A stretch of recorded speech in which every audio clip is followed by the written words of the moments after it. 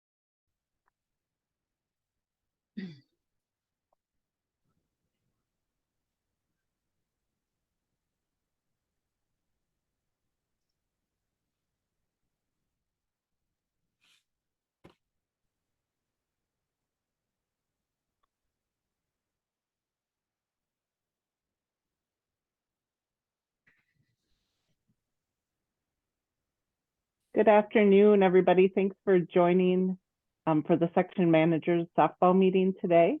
It is 3 o'clock and we are going to record this meeting. I know we moved it up for some requests that your sections are starting earlier than when we had it. And so we thought we'd give you a chance to put your documents for your schools together, and this gives you a little more time to do that. So it is being recorded. If you have anyone who hasn't had the opportunity to be able to be here today, it will be posted on the section manager Google site, and you should be able to access that through your dashboard. Laura will go over some of that shortly. So again, my name is Lisa Quedno, and I am the associate director here who works with softball. And first and foremost, I just want to thank you for hosting section tournaments, being section managers.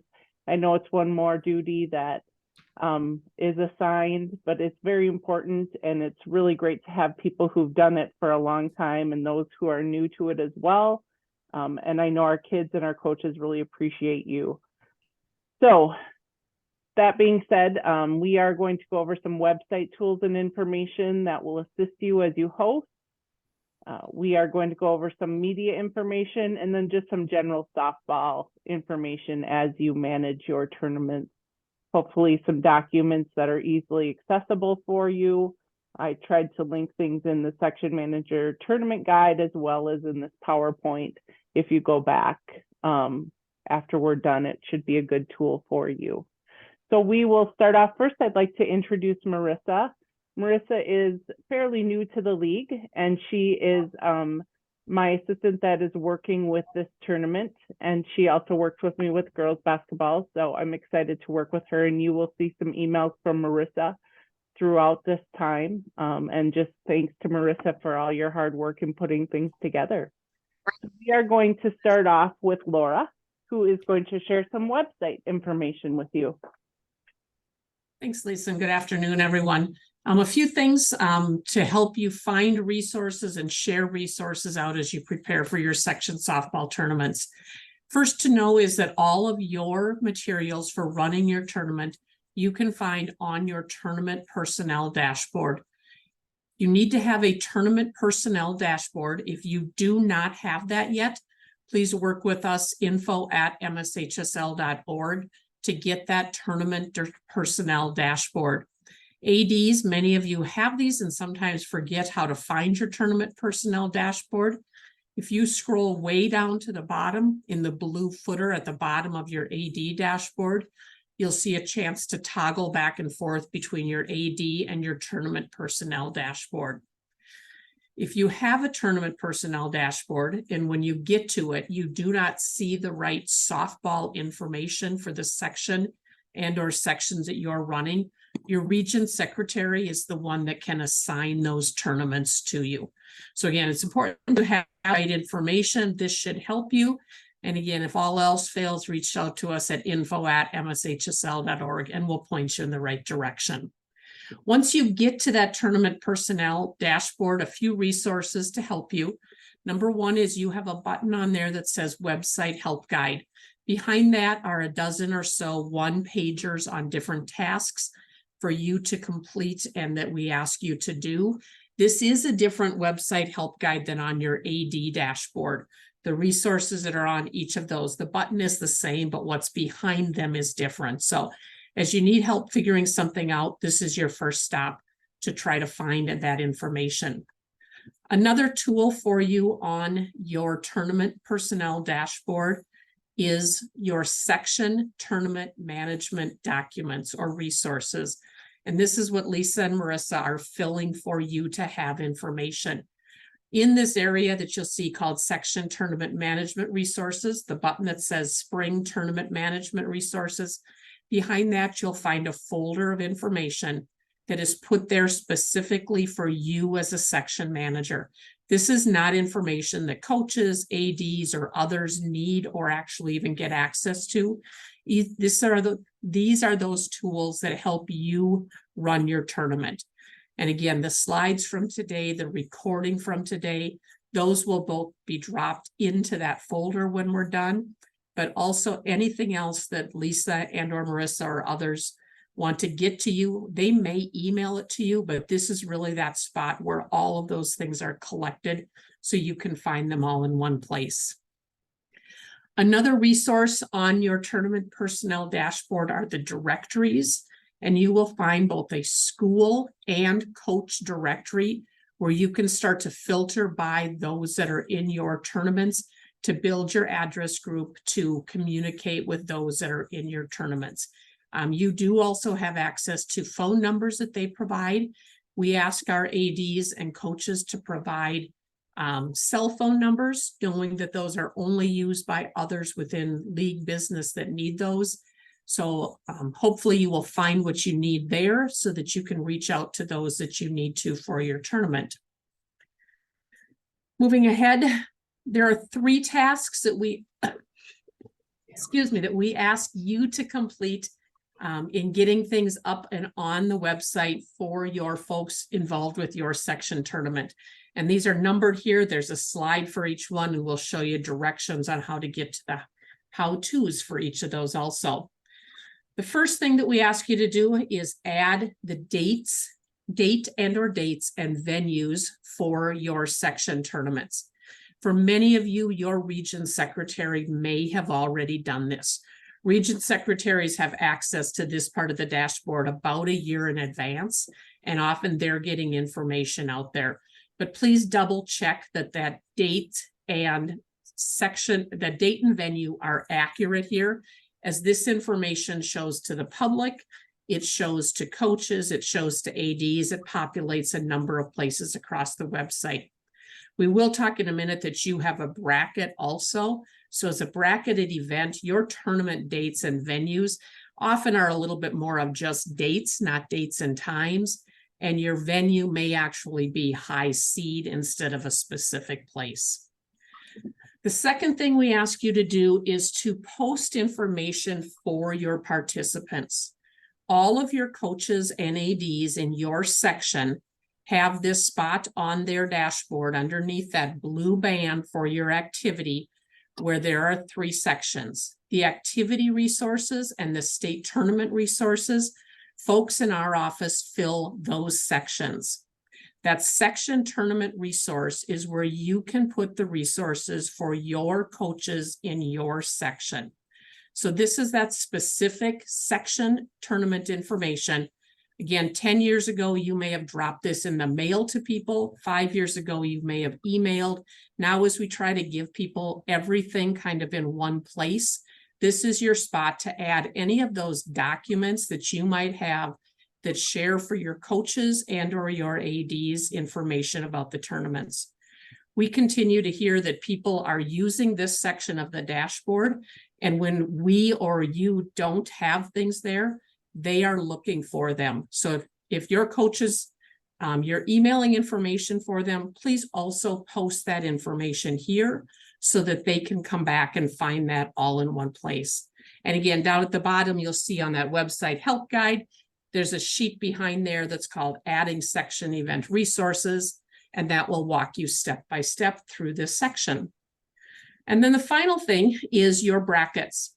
Brackets are out of our office assigned to region secretaries. Region secretaries in turn then work with folks that manage their tournaments to assign brackets to them.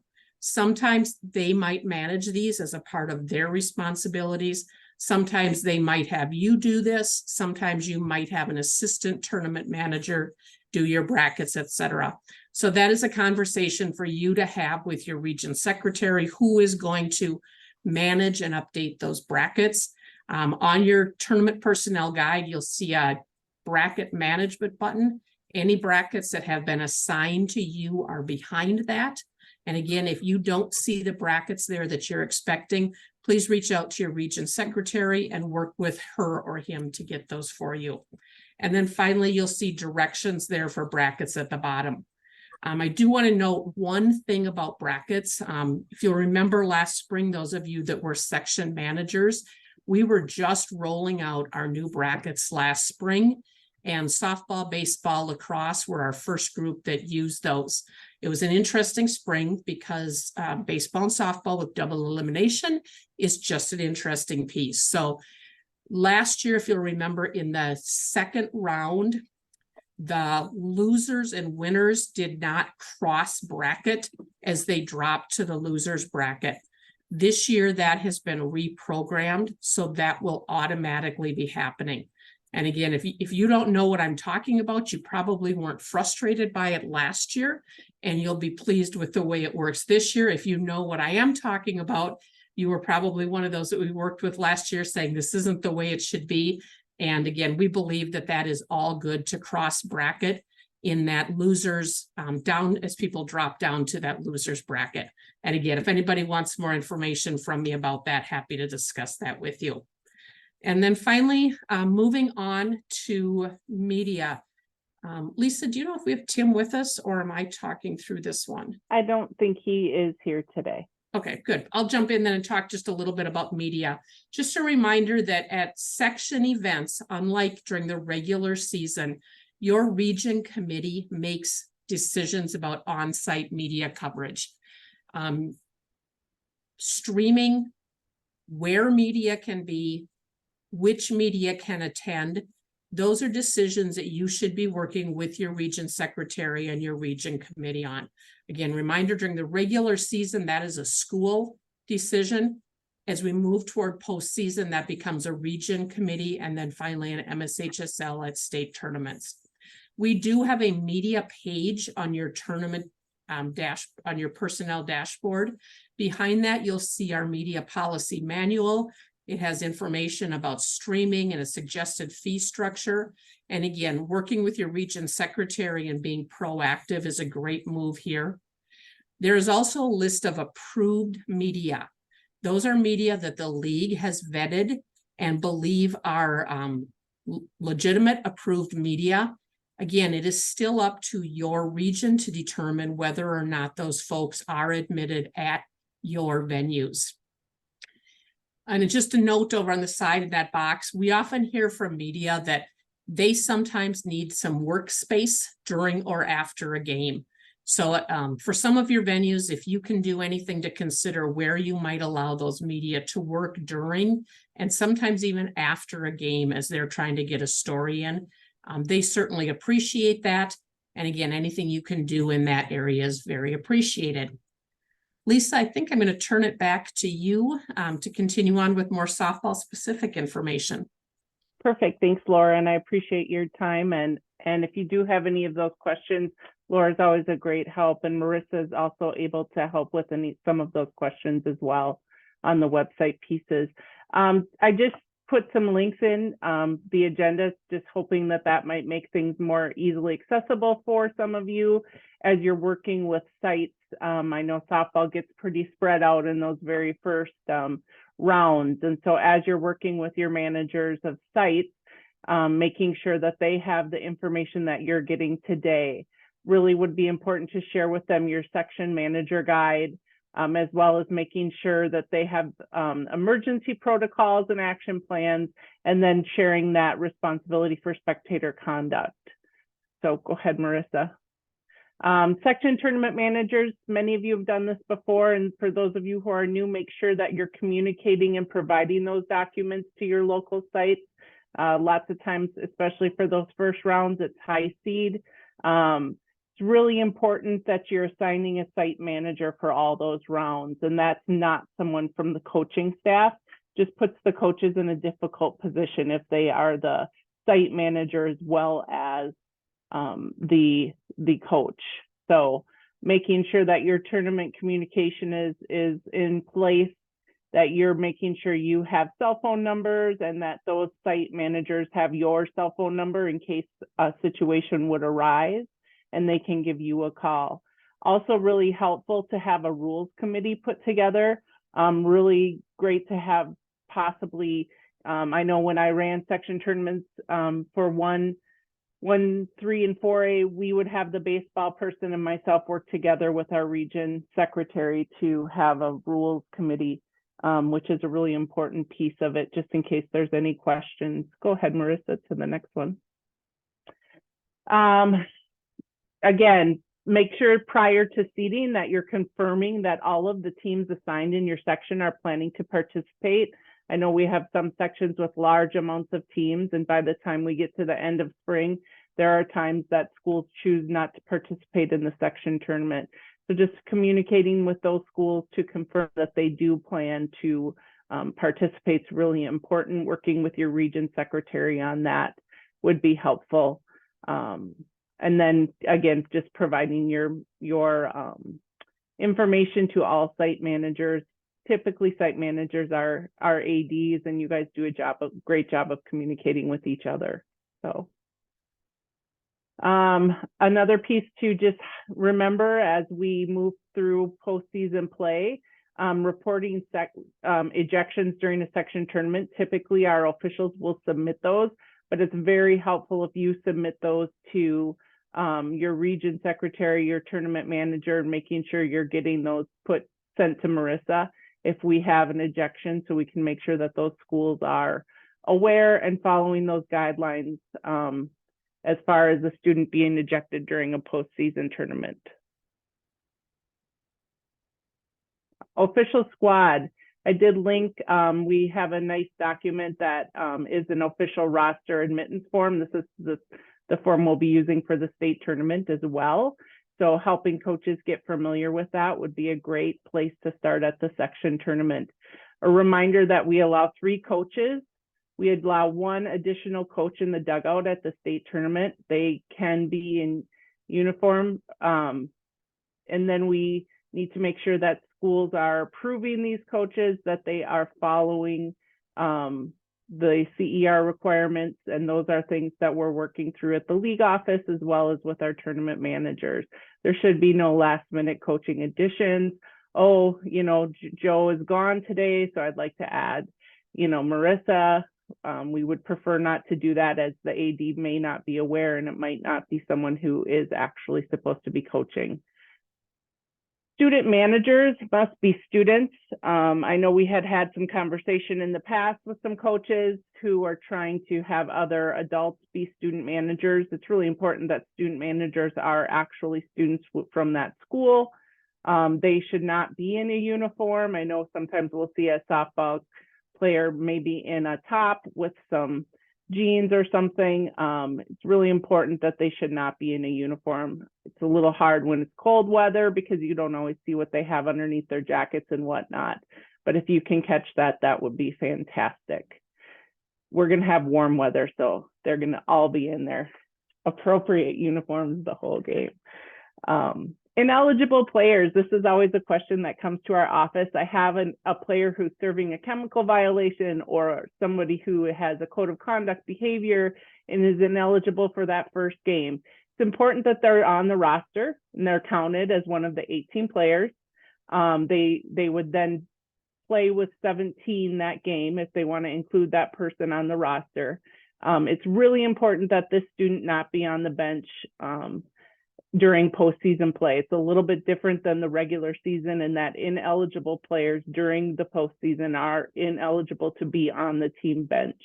They can come in with the team, they are on the roster, but they would not be allowed to be on the bench area during the game. Reviewing the medical protocols, make sure you're discussing the emergency medical procedures and the transfer of care. If you have a team who's going to be using their own school trainer, athletic trainer during the event, make sure that your sites have emergency action plans and that people are aware of who is doing what during those emergency action plans. Really good to make sure that athletic trainers are brought into the loop on those emergency action plans. Making sure we're making a clear delineation between our school personnel and tournament staff. If you have an assigned athletic trainer as a part of your section, then that person would be the ultimate decision maker on a student if they would have a concussion or need to be cleared for a return to play protocol. And just being clear with your tournament managers and your site managers on that protocol. And I did link a couple documents in this as well for that. Really important that when you have teams who qualify for the state tournament, we used to send packets. We don't do packets anymore. All that information will be on the website. Coaches who are kind of in the championship round of section play will typically get an email from Marissa that will talk a little bit about the next steps if they were to win. And ADs will have some things to do prior to qualifying if they can make it to that final championship round of sections. So really making sure you're telling coaches to look for their email and that we do have a qualifying schools meeting on Saturday, June 2nd at 9 a.m. and directing schools to that. I know with softball, it's always questions about hotels because we do have those pieces, and they will get information from Marissa and the league office around that if they qualify for those section championship games. All of our ticketing for state will be electronic if folks are asking about that as well. So that concludes the slides for today. If you do have any questions, please feel free to reach out. I will stay on at the end of this meeting just to connect if anybody has any questions. The document should be on that resource page that Laura shared. And if you have any other questions, please feel free to reach out. Thanks again for your work with section softball. We look forward to a great tournament.